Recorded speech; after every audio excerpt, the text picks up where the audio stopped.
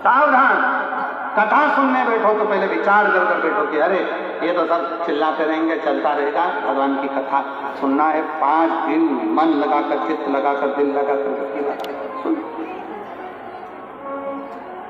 तुम लोग तो उसमें के हो गए जैसे एक मंदिर में एक पंडित जी आरती करते थे, और मंदिर में पंडित जी आरती करते और उनको आरती के समय पर रोज शंख की ध्वनि आती। उनको लगता कोई शंख बजा रहा, आरती करते शंख बजा रहा। 6 महीने निकल गए पंडित जी की आरती करते, शंख की ध्वनि सुनाई दे। 6 महीने बाद वो शंख बजाने की आवाज पंडित जी को नहीं। पंडित जी पूछते पूछते पास वाले गांव में गए कि भैया मैं आरती करता हूं, जब यहाँ कोई शंख बजाता है।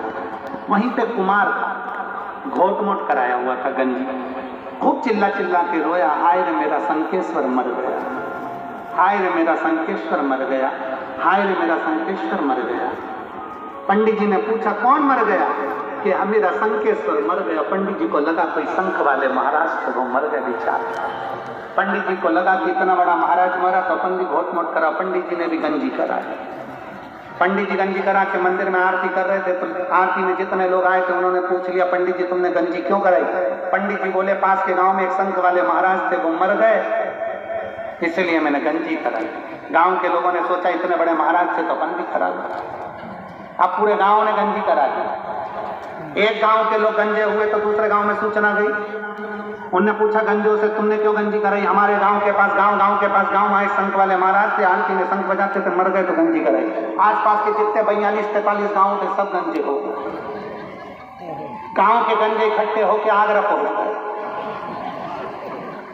और जैसे ही गांव के गंजे शहर में गए तो वहां गंजे ही गंजे घूम रहे थे। कुछ लोगों ने पूछा तुमने गंजी क्यों कराई? हमारे गांव के पास गांव वहां शंख वाले महाराज थे, मर गए तो गंजी कराई। मालूम पड़ा आगरा के लोग भी, साथ में शहर के लोग भी गंजी कराना प्रारंभ किया। अब शहर के लोगों ने गंजी कराई तो वहीं के एसपी को मालूम पड़ गया।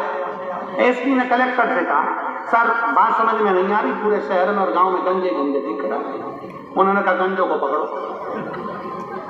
एसपी कलेक्टर ने गंजों को पकड़वाया। गंजों को पकड़वा के पूछा तूने गंजी क्यों कराई? उसने कहा मेरे परिवार वालों ने कहा। परिवार वालों को बुलाया, उससे पूछा तूने गंजी क्यों कराई? उसने कहा मेरे गांव के लोगों ने कहा। गांव के लोगों से पूछा तूने गंजी क्यों कराई? तो कि उसने कहा। उससे पूछा तूने गंजी क्यों कराई? तो कि पंडित जी ने कहा। पंडित जी से पूछा तूने गंजी क्यों कराई? तो कि वो कुम्हार ने बोला।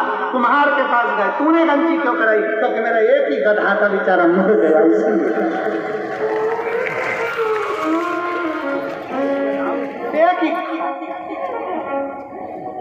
बस तुम्हारी भी हालत ऐसी है, ऐसी एक खड़ी हुई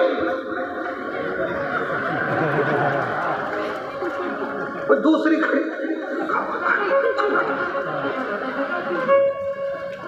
मालूम पड़ा थोड़ी देर बाद कि तीसरी रेवा खंडे सत्यनारायण कथा समाप्त। थोड़ी देर बाद मालूम पड़ा हुआ क्या था।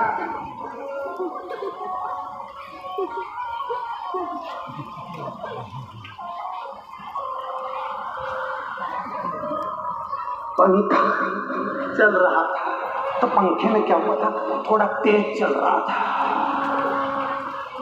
तो तेज चल रहा तो उसका डंडा हिल रहा था, तो मैं समझी गिर जाएगा। पड़ोसन ने कहा तू तो मेरी जान लेके मानेगी।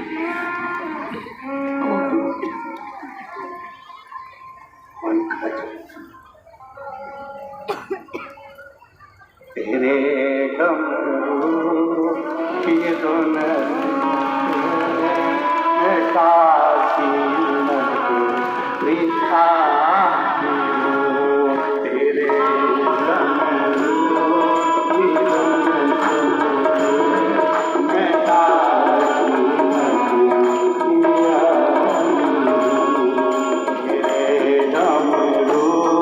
की धुन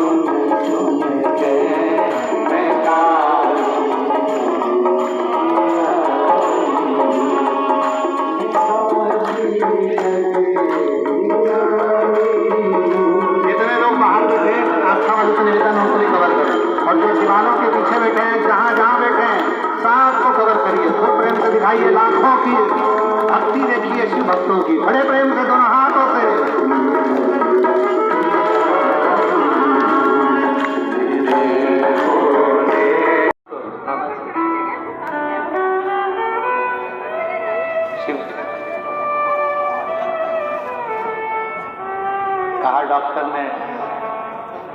डायलिसिस अब बंद कर दिया है और कह दिया अब डायलिसिस की जरूरत नहीं है, आराम है। यही शिव भक्ति है, यही शिव। एक विश्वास अपने भीतर प्रकट करिए, एक भरोसा अपने भीतर प्रकट करिए। और जब विश्वास भरोसा हमारे भीतर दृढ़ होगा तो शिव क्यों ना हो, क्यों ना हो। शिव कथा कर रही है, भगवान शंकर का चरित्र कर रहा है। पार्वती, चंद्रदेव की काया का रोग ठीक होना कठिन था क्योंकि दक्ष प्रजापति का श्राप था, पर चंद्र की काया का रोग ठीक इसलिए हुआ क्योंकि चंद्र देव ऋषि नारद से जाकर पूछ लिए कि मेरी ये काया का रोग ठीक कैसे। चंद्र कहीं भटके नहीं, चंद्र कहीं विचलित नहीं हुए, चंद्र कहीं भटके नहीं। देव ऋषि नारद ने कह दिया कि बालू के शिवलिंग का निर्माण करो, शंकर की आराधना करो।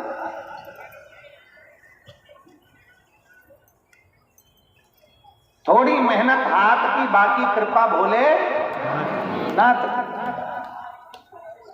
बोल बम का नारा है सारी समस्या का हल,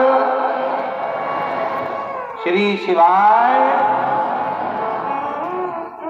उसकी कृपा हो, तुम करो। देव ऋषि नारद के कहने पर भगवान शंकर की आराधना चंद्रदेव चालू कर। पार्वती, चंद्र ने शंकर की आराधना करना प्रारंभ करी है। पार्वती से शिव कह रहे हैं, शिव की आराधना कर रहे हैं।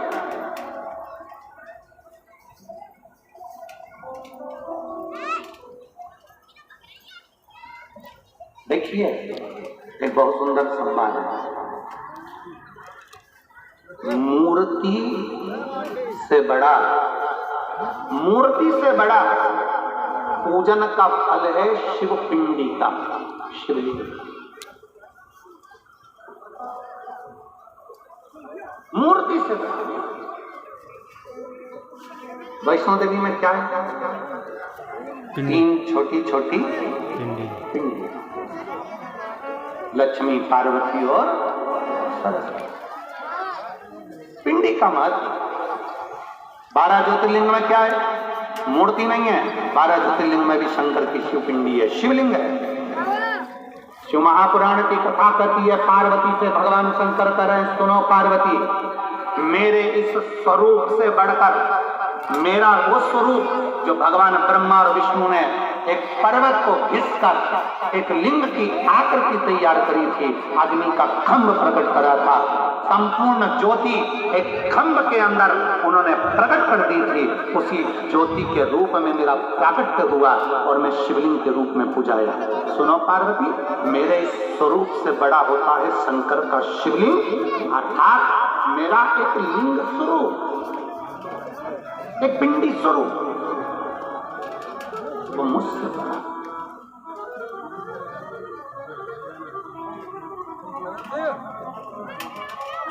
शंकर के स्वरूप से, शंकर के स्वरूप से प्रबल, शंकर भगवान के स्वरूप से प्रबल, शंकर भगवान के स्वरूप से बड़ा, लिंग का स्वरूप, पिंड की आकृति, शिवलिंग का स्वरूप।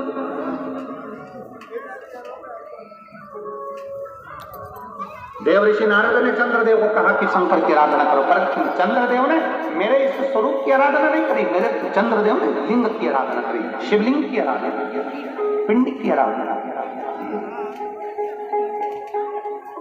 और शिव पिंडी की जब आराधना करी है, शिव पिंडी का जब आराधना में लीन हुए हैं, शिव पिंडी की जब आराधना करना प्रारंभ करी है, शिवलिंग की जब आराधना करना चालू करा है, तब चंद्रदेव को यह नहीं मालूम था कि शंकर और पार्वती, शंकर और पार्वती की पूर्ण शक्ति एक शिवलिंग के अंदर होती है और शंकर के शिवलिंग के पास सारे नवग्रह की शक्ति होती है और शंकर